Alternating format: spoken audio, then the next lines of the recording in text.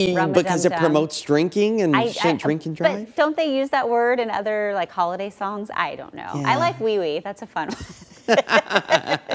Oh, the DMV. They're just so uptight. I know. But, you got to check out the list online, too, because there's a lot of ones that we can't show on TV. Josh was blushing in the Weather Center. Yes. Well, outside right now, it doesn't look too bad right now. I mean. No. I mean, a very typical January day for us. Gray skies, a few light hit and miss rain showers. And that's going to be the case as we work our way through the rest of this afternoon and evening as we take a live look over downtown Portland. This is from the Vancouver waterfront, all thanks to our Hotel Indigo Kirkland Tower camera. 46 degrees is where we currently sit out at PDX, but you'll notice we get up into the upper 40s. I think we will approach 50 degrees later this afternoon as, again, a hit and miss rain shower is a very real potential, but I think we'll be keeping that cloud coverage overhead for the remainder of the day. You can see them very hit and miss in nature across the Portland area, but overall tracking their way from the west to the east, very fast moving. So if you step out for one moment, you see a raindrop or two. The next moment, it dries out once again as a few snow flurries are still falling over the high terrain at the Cascades,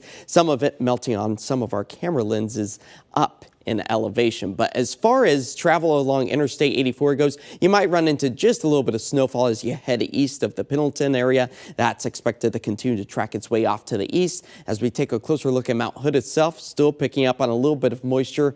All a welcome sight after the very dry and slow start to the ski season, as our 24-hour snow accumulation has managed to once again return above the 0 mark. And that's where our base levels also holding firm and staying stable as our temperatures still continue to sit right around the freezing mark. So that's good news, and it's only going to get better as we are talking about feet of additional snow possible over the high terrain of the Cascades as we work our way not only through the rest of this week, but into the weekend and the start of next week.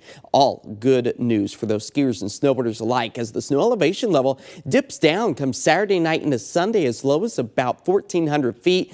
That on average is about where the Sunset Highway lies. So even some of the coast range could potentially pick up on a snow flurry or two. It's not surprising when we look at our daytime high temperatures falling back into the mid-40s, which is typical for this time of year, seeing those snow elevations where they should be. But we are keeping a close eye on Sunday and Wednesday as even colder air funnels its way back into our area.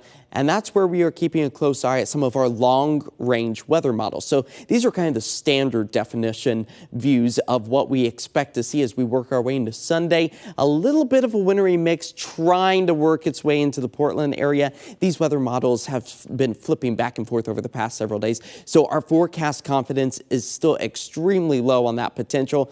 But I do expect us to see some snow, I should say, lower in elevation, but maybe not quite making it to the valley floor. What will make its way to the valley floor is the rain, nearing over a ½ inch to maybe even 3/4 of an inch by the time we get to Saturday afternoon. We're talking about maybe an inch of rain out along the coastline. As we do prepare for the following week for chilly air to once again return to the Pacific Northwest, a bit of a cold dip in the jet stream over the western half of the country. So that's where we prepare to see some of the coldest temperatures of the winter once we roll into the end of next week. But as far as the next several days go, seeing those temperatures into the mid-40s, we have the potential for maybe a stray thunderstorm or two to roll its way on shore for Saturday. Not widespread, not severe in any stretch of the term, but we do have that potential to see maybe a few snowflakes up in elevation, all again above about 1,400 feet.